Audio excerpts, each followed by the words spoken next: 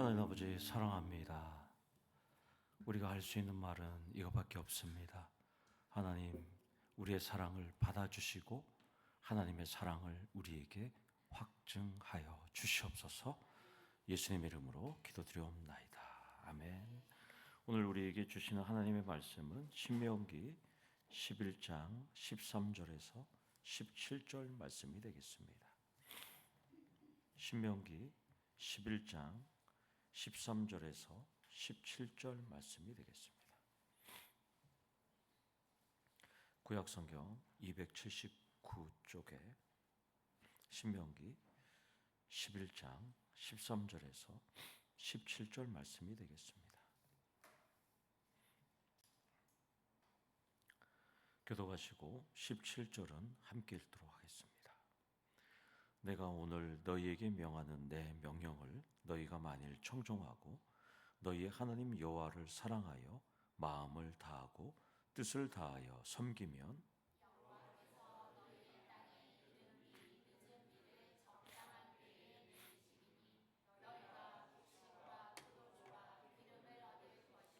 또 가축을 위하여 들에 풀이 나게 하시리니 내가 먹고 배부를 것이라.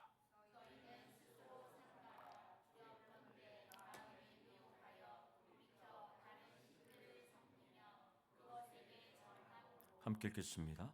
여호와께서 너희에게 진노하사 하늘을 닫아 비를 내리지 아니하여 땅이 소산을 내지 않게 하심으로 너희가 여호와께서 주신 아름다운 땅에서 속히 멸망할까 하노라. 아멘. 우리 앞에 계신 분 인사하겠습니다. 사랑합니다. 축복합니다. 인사하겠습니다. 사랑합니다. 축복합니다. 아멘. 예, 오늘 금요기도의 멤버가 하나가 늘었습니다. 예, 앞으로 계속 나오시는 거죠? 예, 감사합니다. 그럼 이름은 정했습니까? 현대 하원입니까? 독고탁송. 예, 다음 주 주보에 광고를 낼게요. 독고탁송. 예, 알려주시면. 예, 알겠습니다.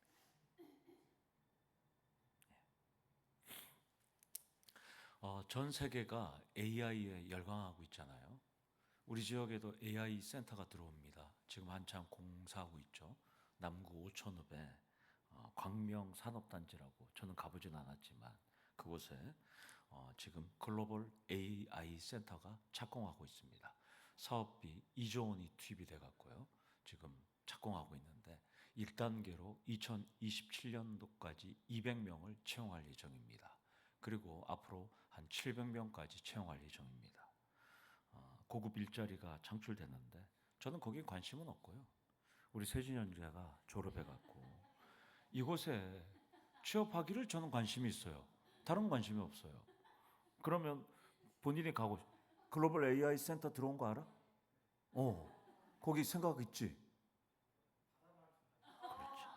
그렇지. 왜 저에게 엄청 겸손한 거예요? 왜냐하면 포스텍 애들하고 경쟁해야 돼요.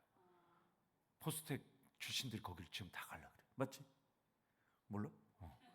그러니까 지금 경쟁해야 돼. 받아만 주는 게 아니라 정말 세진영. 저는 뭐 다른 사람 생각 안 하고 세진영들 때문에 AI 센터가 어디 들어요? 북구에 들어오면 참 좋은데 남구 맞죠? 괜찮아. 그런데 들어가면 차 딱 사서 딱 타면 되니까. 그래서 기도 열심히 해주시길 바랍니다. 딱 졸업할 시점에 딱 들어가는 거예요. 2027년 상반기. 또 내년이 아니죠. 올해 6월 3일 그 지방선거의 유력 후보가 공약을 한 걸 보면서 제가 그 공약만 보는 거예요. 공약에 이런 걸 나와 있어요. 이렇게 되어 있습니다. 포항 시민들의 수곤인 의료 격차 해소를 위해서 국내 5대 상급 종합병원 중에 한 곳을 유치하겠다는 거예요. 제가 유심히 봤어요. 5대 종합병원이라는 것은 서울대, 아산, 성모병원, 그 다음에 연세 세브란스 병원하고 그 다음에 삼성병원이잖아요. 이 한 곳을 유치하겠다는 거예요. 그 부천인가 어딘가 그렇게 유치해갖고 지금 하고 있는데요. 그래서 서울 원정 진료의 고통을 끝내겠다는 거예요. 유력 후보가. 그리고 투트랙 작전을 하는데요. 그렇게 상급 종합병원 5곳 중에 한 곳을 포항에 세우던가, 또 하나는 포스텍 의대를 설립하는 것. 어떻게든 간에 두 군 중에 하나는 되면 우리는 엄청나게 좋습니다. 그러면 세진 형제나 우리 영도나 현도나 이런 애들도 외국이 아니라 외지 안 나가는 거예요. 여기 있으니까 여기서 할 수 있는 것이죠. 그래야지만 우리가 고급 인력이 포항에 유입이 되고 일자리가 늘어날 수 있는 것입니다. 그래야 우리도 의료 혜택도 볼 수 있는 것입니다. 자녀들도 포항을 지킬 수 있고 교회도 섬길 수가 있는 것입니다. 오늘 밤에 사력을 다해서 독고 탁송을 위해서, 코페르 부동산을 위해서, 영테크를 위해서, 인덕초등학교를 위해서 여러분 기도해 주시기 바랍니다. 또 글로벌 AI 센터를 위해서, 헤세드 어린이집을 위해서 기도해 주시기 바랍니다.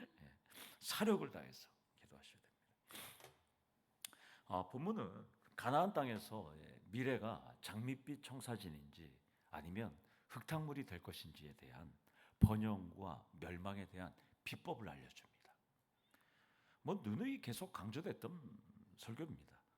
설교를 통해서 여러분의 미래는 장밋빛이 되고 꽃길만 걷기를 축원합니다. 먼저 13절은 이스라엘의 번영과 멸망의 조건절입니다. 조건절.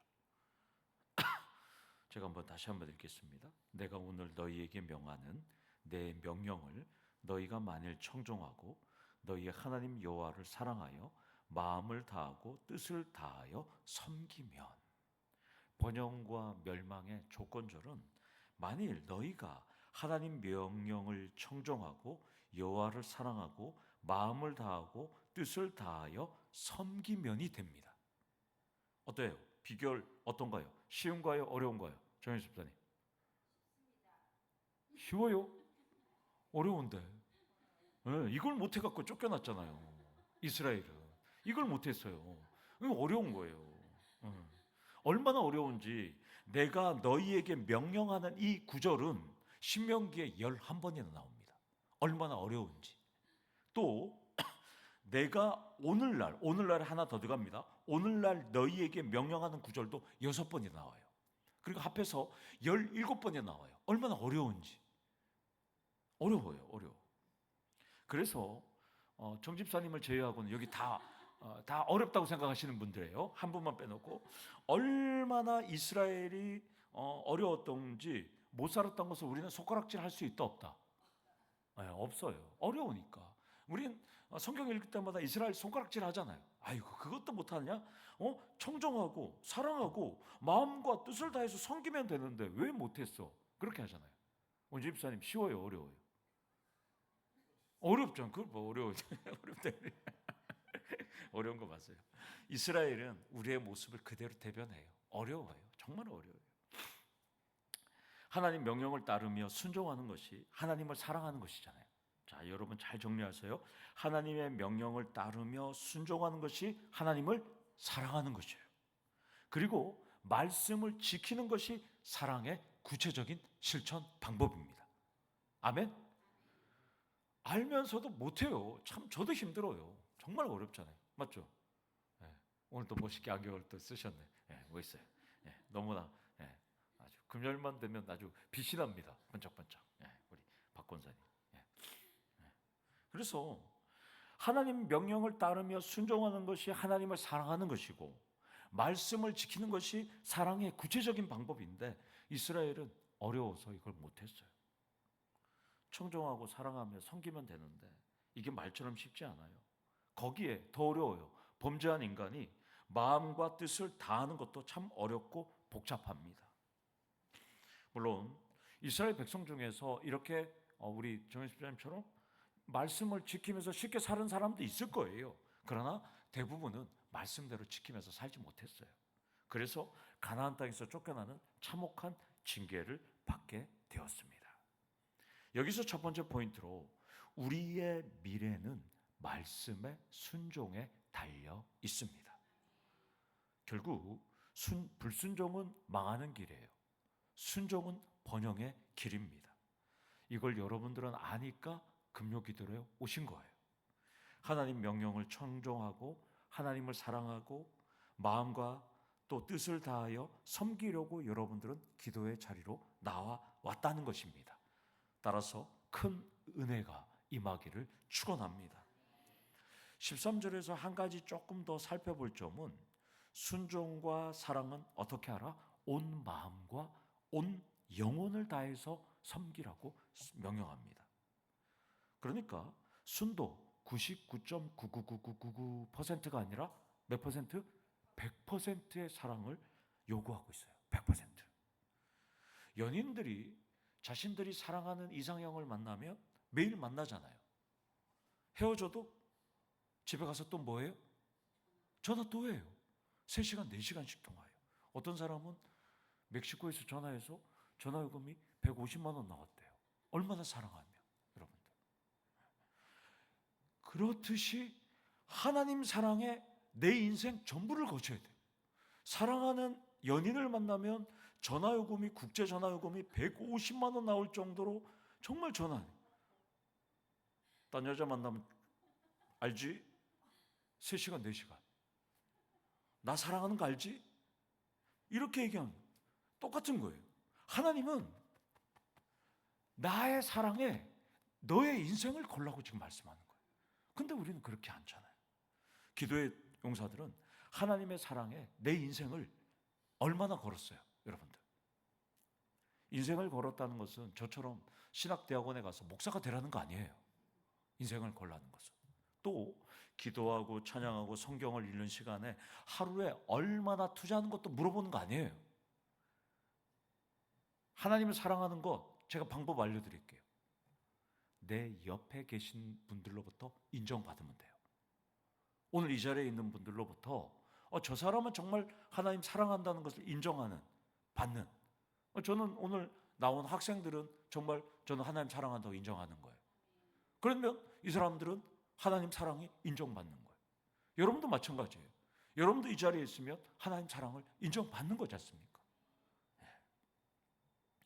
내 옆에 계신 분들이라면 가족, 친지, 동료, 이웃, 그리고 매일 마주하는, 엘리베이터에서 우연히 만나는 분들, 그분들로부터 예수 믿는 사람이라고 인정받아야 합니다. 제가 누누이 얘기하지만 좋은 아파트는 다른 게 없어요. 엘리베이터나 처음 보는 사람들 만나면 안녕하세요, 안녕히 가세요. 신방을 가면 알 수 있어요. 새로 지은 아파트의 사람들은 안녕하세요, 인사해요. 그것이 좋은 아파트라서 그런 게 아니라 그 아파트 사람들은 처음 만나니까 인사를 하고 또 여유가 좀 있는 것 같아요. 근데 찌든 사람들은 인사 안 해요. 오늘도 제 사택에 아파트 타서 제가 문을 탁 닫아갖고 올라가는데 문을 탁 닫히는데 저 앞에서 사람이 오는 것 같아요. 그래서 제가 문을 열어드렸어요. 그리고 저는 인사했어요. 안녕하세요. 근데 인사 안 해요. 고맙다고 그래야 되는데, 맞죠? 그리고 내릴 때도 제가 한 번 더 해봤어요. 실험을 해봤어요, 오늘. 안녕하세요 했더니 아무 소리도 안 해요.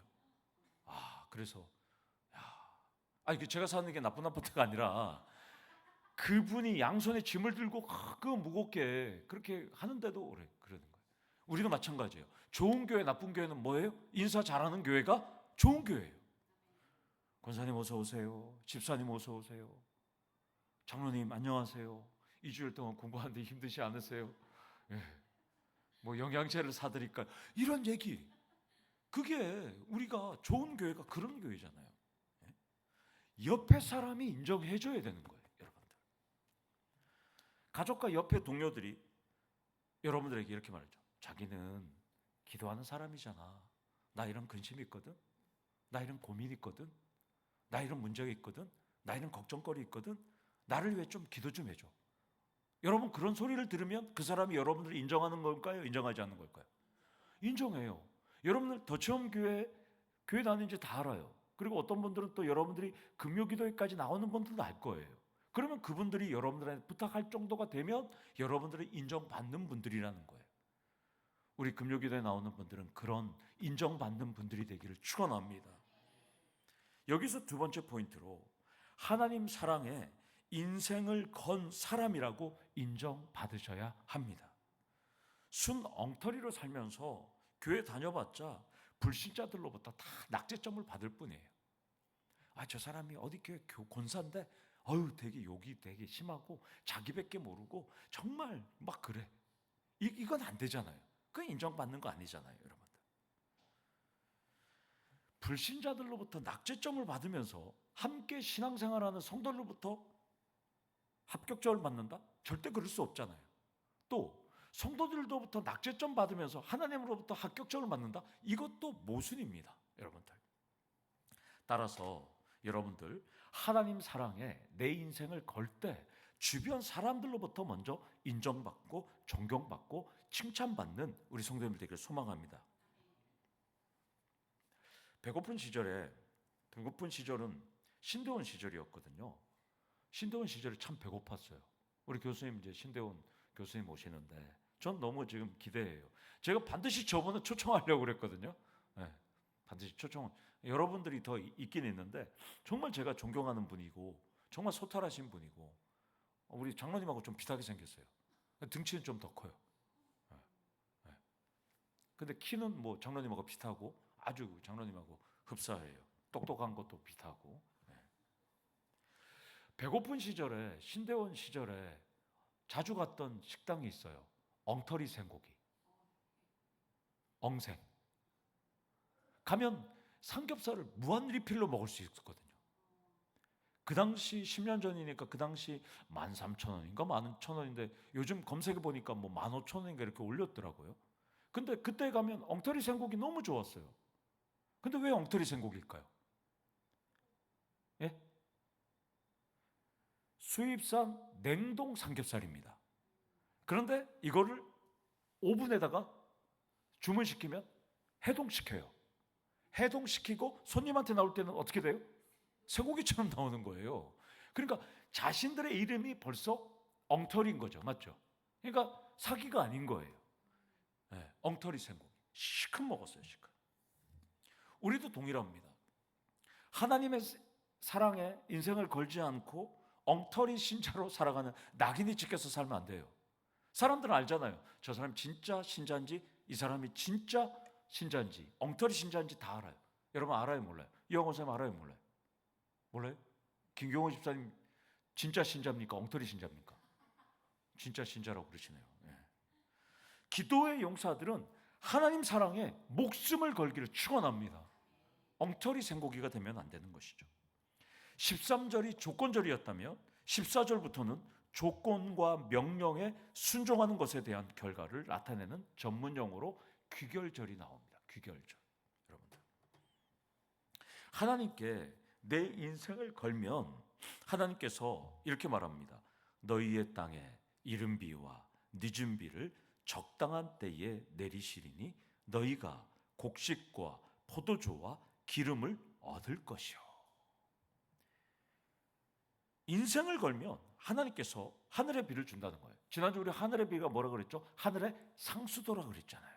하늘의 상수도를 공급해 준다고 말씀합니다. 그러니까 애굽에서는 발로 물을 대는 수고를 하면서 농사를 지었지만 이스라엘은 하나님이 하늘에서 주시는 상수도, 비로 곡식과 포도주와 기름을 얻을 수 있다고 합니다. 이것은 하나님이 돌보아 주시기 때문입니다.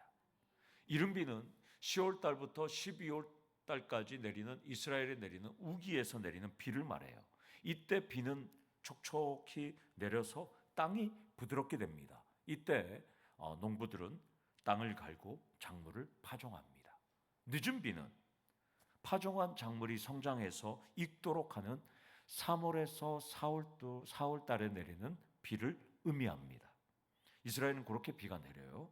이때 곡물이 성장하고 열매를 맺을 수 있는 최적기가 됩니다. 우리나라도 벼농사를 짓기 때문에 비가 미치는 영향을 매우 잘 알아요. 추수 전에 내리는 비는 아무 쓸모 없잖아요, 여러분들. 백해무익해요. 그래서 비는 빨리 오거나 늦게 오면 안 돼요.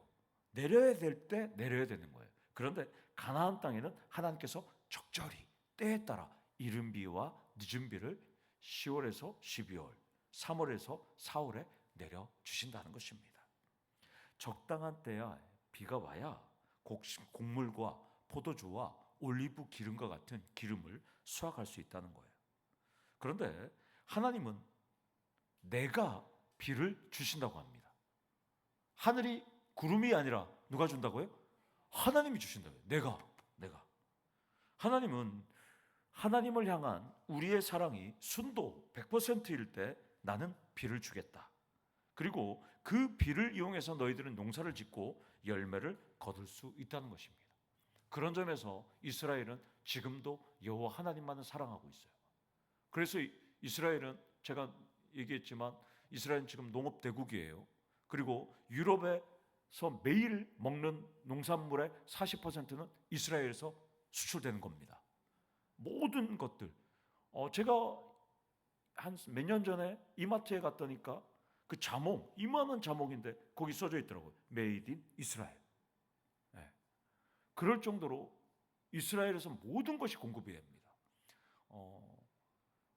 애플, 망고부터 시작해서 뭐 바나나부터 시작해서 모든 것이 그냥 이스라엘에서 다 나가는 거예요.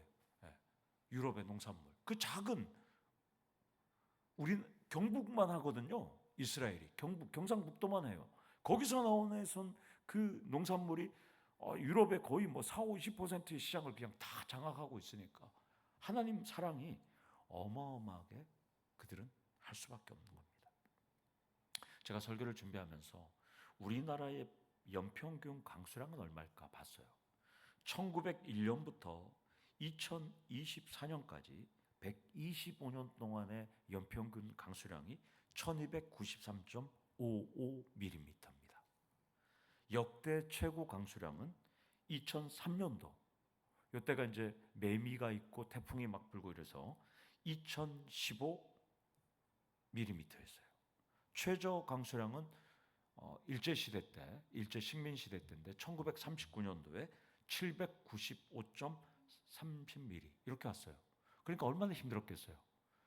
수탈도 당하는데 비도 적게 왔으니까 이때는 정말 요한계시록밖에 있지 않았을 때거든요. 힘들 때입니다. 그런데 이게 중요한 것이 아니라 해마다 지금 강수량이 조금씩 감소하고 있어요. 제가 보니까 2023년도에 1613.13mm였어요. 1613mm였어요. 2024년도에는 1350mm. 그러니까 한 300mm가 줄었어요. 2025년도에는 1325mm.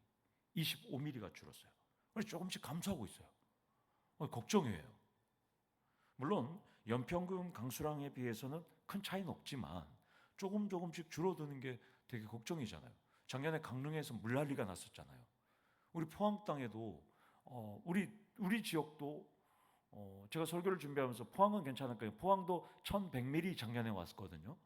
그러니까 연평균 강수량보다는 좀 적게 왔는데 저희는 이 지면이 해수면하고 같아요. 포항은. 그래서 비를 머물 공간이 없어요. 그래서 다 빠져나가거든요. 그래서 작년에 보니까 경북 매일일보에 그 신문사 기자가 썼더라고요. 포항도 강릉처럼 물난리가 날 수 있기 때문에 지하댐을 건설해야 된다. 강원도 속초에 가면 지하댐이 있어요. 지하에다가 그 개울 지하에다가 댐을 만들어서 물이 오면 거기다가 저장해 놓는 거예요. 그리고 그 물을 가뭄 때 땡겨서 쓰는 거거든요. 우리도 형산강 밑에다가 그렇게 만들어 놔야 되거든요. 그리고 기자가 그걸 썼는데 지금은 뭐 멀쩡하니까 안 하는 거예요. 분명히 이제 물난리가 나오면 또 하겠죠. 그 기자가 상당히 뭐 미래를 보는 것 같은데 문제는 뭐냐면 비가 오는 게 적게 오는 게 중요한 게 아니라 기온이 지금 지구가 상승했잖아요. 기온 상승으로 인해서 증발되는 물이 많다는 거죠. 그리고 땅도 빠르게 건조해서 물이 점점 부족해지고 있어요. 그런데 오늘 비는 누가 주신다고요? 하나님이 주신다고 합니다. 따라서 비는 우리의 신앙과 직결되어 있습니다. 여러분들. 따라서 세 번째 포인트로 자연의 이른 비와 늦은 비, 축복의 은혜의 소낙비도 우리의 신앙과 직결되어 있음을 기억하셔야 됩니다. 따라서 우리 이 땅에 농사할 때의 비, 여러분이 받는 축복의 은혜의 소낙비도 하나님 사랑에 우리 신앙에 달려있음을 기억하셔야 한다는 것입니다. 그런데 대한민국은 하나님을 사랑하는 성도가 점점 줄어들고 있어요. 위기의식을 갖고 복음 전파와 전도에 열정을 다해 주시기를 소망합니다. 오늘 당회도 하면서 어저께 하고 오늘하고 비가 많이 왔잖아요. 그래서 교회 뒤에 하수도가 저쪽에서 물이 역류하나 안 하나 이렇게 봤는데 한 방울도 안 나왔습니다. 한 방울도. 앞으로 우리 침수할 일이 없을 거예요. 그래서 이제 우리 장로님한테도 말씀드렸지만 이제 비가 확실하게 더 많이 와서 저기서 상수도 종말 처리장 하수 종말 처리장에서 물이 역류하는지는 그때 봐야 되겠지만 오늘 보니까 분명히 어저께는 나와야 되거든요. 근데 안 나왔어요. 너무나 감사했어요. 우리 이제 침수할 일은 없다라는 것입니다. 15절도 오늘 뭐 엉뚱한 얘기를 많이 했는지 시간이 왜 이렇게 빨리 가는지 모르겠네요. 15절도 하나님 사랑을 실천할 때 주시는 복을 설명합니다. 가축들을 위하여 들에 풀이 나게 하시리니 내가 먹고 배부를 것이다. 이렇게 말씀합니다. 자, 여러분들 가축에게 좋은 풀이 공급되면 어떻게 될까요? 양질의 우유 그리고 양질의 고기가 생산이 되는 것입니다. 따라서 마찬가지예요. 하나님께 매달리면 양질의 우유와 양질의 고기가 생각나는 거예요. 그런데 하나님께 매달리지 않으면 뭐 적당한 것을 먹을 수는 있어요. 이것을 보면 우리도 마찬가지예요. 하나님께 매달리지 않아도 먹고 사는 데는 지장이 없을 수는 있어요. 적당히 살아도 먹고 살 수는 있어요. 그러나 본문은 하나님이 돌보실 때 풍부, 풍족, 풍요, 풍부, 풍성, 풍만하게 된다고 지금 말씀하고 있습니다. 우리 하나님은 강을 광야로, 샘을 마른 땅으로 바꾸시는 분입니다. 여기서 네 번째 포인트로 하나님의 돌보심이 최고의 축복임을 기억하셔야 한다는 것입니다. 그런 점에서 기도의 자리로 나오신 여러분들은 축복에 가까우신 분들입니다. 3월 8일 날에 오시는 우리 교수님과 제가 신대원에 있을 때 오시면 제가 얘기할 거예요. 교수님, 우리 방에 전도사님들하고 우리 4명이 교수님 모셔서 갈비탕 먹었잖아요. 그때 교수님 이런 말씀하셨잖아요. 그때 교수님 이런 말씀하셨어요. 하나님은 정성도 보신다. 우리 교수님이 구약학 교수님인데 하나님은 정성도 보신다는 거예요. 그러니까 그 정성을 보시니까 여러분들이 새벽기도 나오고 그 정성을 보니까 여러분들이 금요기도 나오는 거잖아요. 하나님은 기도의 자리로 나온 여러분들의 정성도 보신다는 것입니다. 아멘. 하나님을 사랑한다는 것, 그 정성을 하나님 보시고 축복이 나옵니다. 그리고 이제 끝으로 16절에서 17절을 보면 조심하라고 경고해요. 스스로 삼가라는 조심하라, 주의하라, 지켜라 이런 뜻이에요. 너희 자신이 변하지 않도록 너희 자신을 유지하라고 지금 말씀합니다. 그러면 무엇을 유지하고 무엇을 주의하고 무엇을 조심해야 할까요? 그것은 바로 우리의 마음입니다. 마음. 모든 게 마음에서 출발하잖아요. Out of sight, out of mind. 보이지 않으면 마음도 멀어진다는 것이잖아요. 이걸 고등학교 때 외웠는데 아직도 외우고 있어요. 그 외우면 또 하나 또 갑자기 생각나는 거.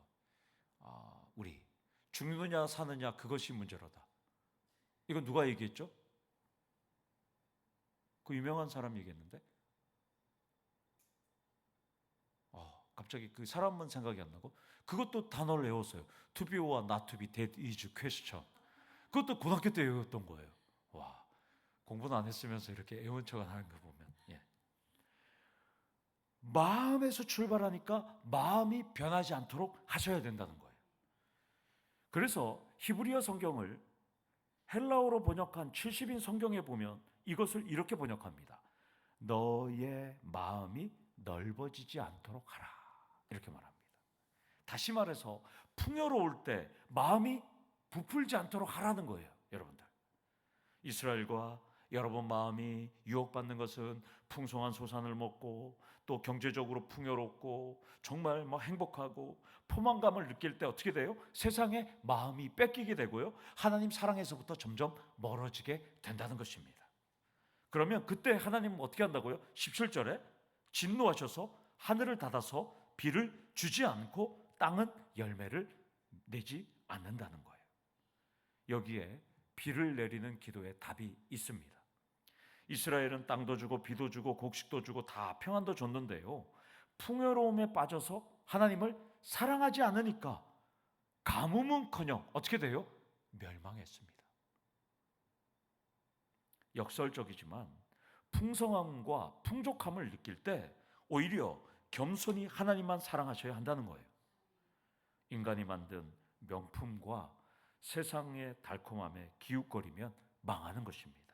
여기서 마지막 5번째 포인트로 하나님만 사랑할 때 적당한 시간에 은혜와 축복의 비가 충만하게 내리게 된다는 것입니다.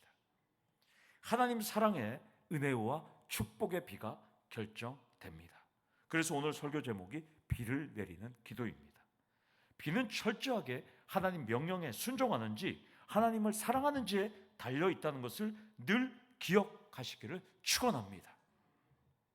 이 밤에 하나님만 사랑한다고, 앞으로도 하나님만 사랑하겠다고 결단하고 은혜와 축복의 비를 허락해달라고 기도하시고 응답받는 우리 성도들 되기를 간절히 축원합니다. 아멘. 우리가 같이 기도하시겠습니다. 하나님 아버지, 하나님만 사랑할 때 이른 비와 늦은 비를 주시고 축복과 은혜의 소낙비를 주신다는 것을 믿고 날마다 하나님만을 사랑하는 우리 도처음교회 성도님 될 수 있도록 하나님 역사하여 주시옵소서. 예수님의 이름으로 기도드리옵나이다.